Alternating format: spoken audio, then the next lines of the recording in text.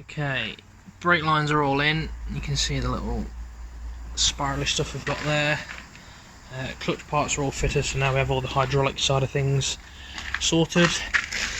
In this video we're going to do wiring, push button starts, all that kind of stuff.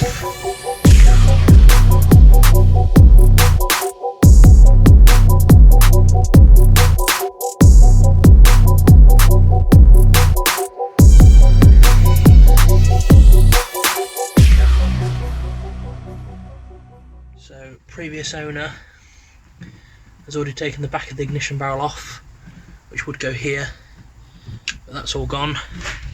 So what we're going to do is, this is normally clipped to up here. We're going to unplug the black plug, which then goes to the back of the ignition barrel. You can just cut it. We're going to have to cut it at some point anyway, so cut it at the barrel, unplug it here, and then take it away from the car.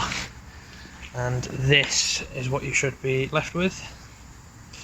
The camera focuses. There we go. Right, so now we've got that all out of the car. You're wondering what all these wires do. So this big red one is constant 12 volts, so if you have battery power, you'll have power here. The purple one is accessory, so key position number 1. The green is ignition, so that's key position 2. And this black yellow is starter motor or key position 3.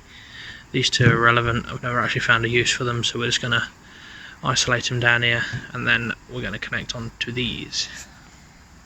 In this car, somebody's already kindly made a little switch panel, which sits where the radio and the heater controls used to be.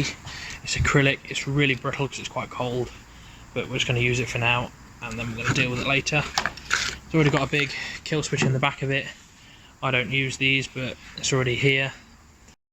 So then switch wise, I'm only going to use 2 at the minute. We are going to put an engine push start here, we'll get to that later. On the back I've connected a red wire, that's going to go to our red wire.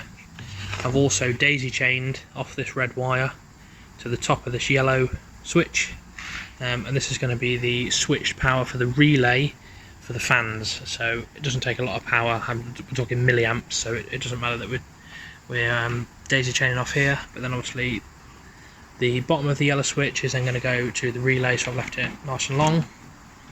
The bottom of the first switch is the green, so that's going to go to our ignition. So literally you're going to flick this and the car's going to be on. Then you're going to push the push start and then it's going to start. So we're also going to daisy chain this red wire to the side of the starter motor button, which isn't fitted yet, but that's what we're going to do with that. So I'll connect these up, I'll go get the starter motor button, and then we'll see where we are at. Another thing we're going to do electrical wise is, this is a standard E36 fuel pump and sender unit. This is claimed to be a 340 litre per hour M3 upgrade. These are all the bits and bobs that come in the kit with some different filters and things. So what we're going to do is take the standard pump out of there, we're going to put this one in, hopefully, and then we're going to put it back in the car. I'm not going to show you how to take it out because it's literally a case of 4 screws in this, hammer and screwdriver gently on that, and it just unscrews. Obviously then take the fuel pipe off and that lot just lifts out, so you don't need to see that. But anything I come across that's going to be of use to you doing this, I'll put in the video, so I shall be back. Right, okay, so we've pulled the old filter off, popped all 3 of these rubber mounts out of here and here, lifted that tab, and that tab off the original pump, and then all I've done is just ran a blade down here to get it off here. This is the pipe that was supplied with the kit, so I've used this, pushed it onto the pump first, and then heated it up a little bit to push it onto this fitting here because it was really tight and hard.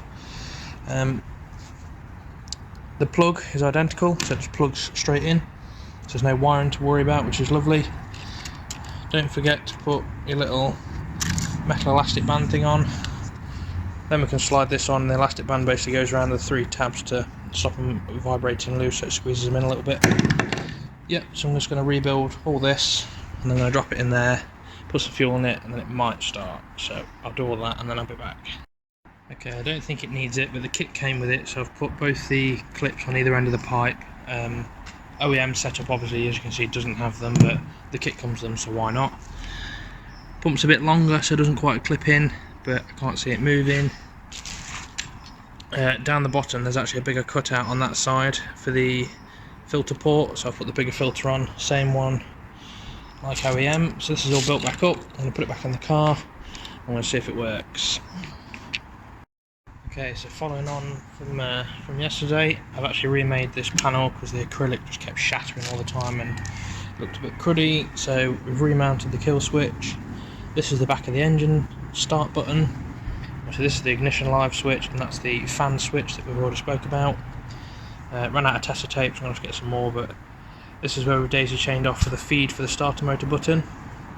That goes to pin 1, and then pin 2 comes down all the way through here and then connects to the black and yellow wire that we spoke about earlier. So now technically that's this all wired up. From the other side, it's literally going to be a case of ignition on, well, dead switch on, ignition on, start, go. Fans if you need them. Probably put wipers and have a spare because I'm not running an external fuel pump on this one. I'm just going to wrap all this loom because obviously it looks minging at the minute, and then we're going to put it in the car, and then we're going to mount the battery, and then hopefully that will start all by itself. So I'll do all that and then I'll be back. Okay, I don't really recommend doing this, but I've just cut all of that clean out the car. Basically it's an absolute, just a complete mess. We pretty much don't need any of this anyway. That's body control module for things that we don't have. That's a junction box for a load of things that we're not going to have. The white one's EWS, so obviously we're on K data, so we don't have EWS. The black one is the wiper module. I don't tend to use them, I just wire it on slow constant, so I don't need any of that. I'm just going to tape up all of this, pull all the fuses obviously that I'm not using because we've got dead ends and things. I just haven't got time to rip it out properly, but yeah, don't do this. Just don't fuck about with wiring if you don't know what you're doing, please. It doesn't really help me, it doesn't really help anyone else working on the car. So back on a positive, we're going to mount the battery here, it's out of the way. Got a battery tray just there that I'm going to mount just there. Once we've connected all the battery up, that switch panel then should be live, and then in theory the car should do everything all by itself. So I'm going to mount all that, take all the crap out of the car, and then I'm going to see if it actually does what it's supposed to. So I shall return soon. Okay, so we're back under the crusty dash, and then if you look at this plug here, that one there, look, that's the wipers. So there's going to be 4, I think, wires going to it. One's a brown, that's ground, that's the simple, ground it where it's at. One's the signal to go into the box, the control box that does intermittent, so we're going to ignore that. One's slow constant, which is the one we're going to wire up, and one is fast constant, which we're also going to ignore. So I'll try and get that plug unplugged so we can take it to a bench, and I'll explain everything there. Okay, so I've unplugged it. Basically it's a twist plug, so you just twist anti-clockwise, and then there's a little lock ring which you also twist anti-clockwise, and then it pulls straight out the bulkhead. We're just going to cut it literally here. All the wiper fuses and relays and everything are disconnected anyway, so it doesn't matter that the ends are bare because they are literally dead wires. So we're going to cut that there, and then we're going to work out what does what and who and why and all that sort of stuff. And then we're going to put it on that middle switch in there. So let's cut it off, let's work it out, and let's do it. Okay, so what I've done is temporarily extended the ground wire, temporarily connected the purple to the red, black with a yellow stripe. That was a guess from previous experience. Obviously I've taped the one that's going to be live. Ground's irrelevant because it can touch anything. Ground point here, kill switch is on, so that terminal there is live, but then if we touch this to this, we get wipers. The only downside is obviously as soon as I turn the switch off, for example there, that's where the wipers stop. But if you just turn the switch off at the right point, it's, you know, don't worry about it. So we are going to put a terminal on that ground and ground it somewhere close by. We are going to extend this properly and route it to this fuse box for a minute. We're going to find a relay. We've got plenty to choose from that we're not using. And we're going to connect this to a relay output. A relay input will already be wired from the fuse box side, and then we're going to run some of this thin gauge wire like this from the back of the switch to power the relay, so you've got no high amps in the car. All your high amps is outside and controlled by relays. It's the safest way to do things. So we're going to do that and then I shall return. Okay, so I completely forgot that there isn't actually a wiper relay, and weirdly enough that's because it doesn't draw enough amps. So if we look at this switch, we've got 12 volts, 20 amps. That's not going to take 20 amps, it's probably going to take about 10 tops. So I'm basically going to put spade on the switch. That's going to go on the back of the kill switch. I'm going to put a fuse in line in here. You don't need a fuse on this side because this is never live without this being live, so this will always pop the fuse and then kill the whole system. You can't make this live without this, so we don't need a fuse on that side as well. That's just going to share the ground on the battery. This is just going to sit in the switch panel, and that is, yeah, super simple. So let's put a fuse in this, let's put it in the car, let's see if it works. But hopefully that's the wipers absolutely done and dusted, as easy as that. Okay, so I've routed the wire in from the back of here, so this obviously has to be on, otherwise it does nothing. And then you flick this switch, and that will do me. That's wipers done. Right, I couldn't take it anymore, so I pulled the whole lot out. Obviously mine's already shorter, so it's got bits missing from here, bits missing from here. This is ABS, things like padware sensors, ABS sensors, that's the ABS module, ECU, pump bit. It's got a load of bits missing. The rear light loom is already shortened. Plug for that's here. You've got ignition plugs, headlight plugs, so we're going to go through all of this. We're going to shorten it. Let's make it nice. Well, nice enough. Okay, so basically what I've done is X20 for the engine, switch panel that's in the dash, and then basically we've just scrapped all of this. So all of that is not applicable to this car whatsoever. That's just some wiring that I've already pulled out of here and wrapped up nice that I'm going to keep. Obviously I will separate this and keep all this as well. This is that plug that goes to the rear car loom, so I'm going to pick what wires I need out of that and then connect all those in. Light plugs, clock plugs, so that we're going to keep as well. I thought rather than trying to trace it all through this, we'll just cut out what we do need with tails on for the plugs, and we'll just rewire the car. So I'm going to get rid of all that immediately. That's going to run the car, and then that's going to do all the little accessories that we've got in the car. So onwards and upwards. Okay, so this is what we've ended up with. Not a great deal in here anymore, but we've covered them 3 wires, we know what they do. This is the brake light switch, so one of these is picking power up from here. This is the battery live, so as soon as you put the battery kill switch on, this is live, which then powers one half of this switch. Press the brake pedal, it's down this wiring, all down here, back through here, and picks up the brake light pin in there. So that's just factory. Obviously it's not factory here, but that's fine. The brake light bulbs will act as a fuse, so that'll do. This one here is going to be the trigger wire for the fan switch. So we've incorporated all the fan wiring into there, so that needs connecting to the switch. In here you've got a fuel pump fuse.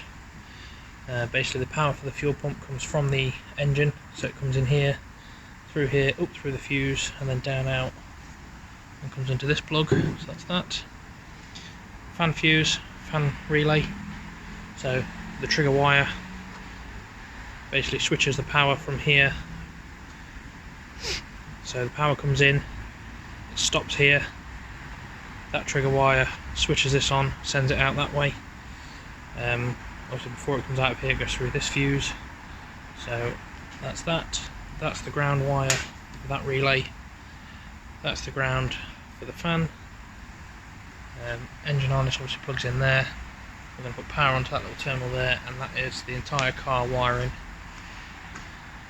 in a nutshell. Obviously the only thing is got to connect up, got to find the brake light wiring on the other side of this and send it down to the brake lights, and then connect this, and then we're back in and done. So yeah, all that crap down to that. Let's fit it, let's do some more. Okay, so all the wiring's back in the car. Yep, all 3 wires.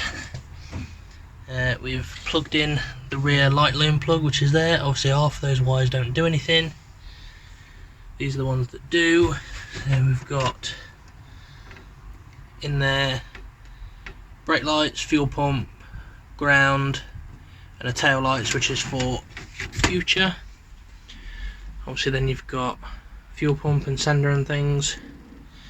That there's where I've connected on to extend it for the rear light loom. Come back here. Again, that's for future, for tail lights. We've got a live and a ground. Comes all the way over to here, which then daisy chains obviously to this plug. I've ground it right where it's at, and then obviously the 2 wires that are coming in are tail light and brake light. Everything is wired up, ready. Brake lights on this side. Again, under here we've got all the ignition, everything plugged back in. Brake light switches plugged back in. This wire in here needs tidying up. That's for things like wiper and the fan ignition, the fan relay, trigger wire. This is probably dead now, but we've got the tablet mounted. It's a little bit close to the steering wheel, but the dash does need to go back. Oh no, we're not dead, so I'll load this up and I'll show you what the dash looks like. There we go. It's nice, isn't it, eh? Oh.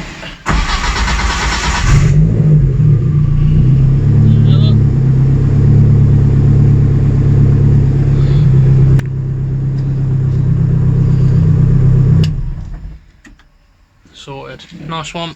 I'll see you later.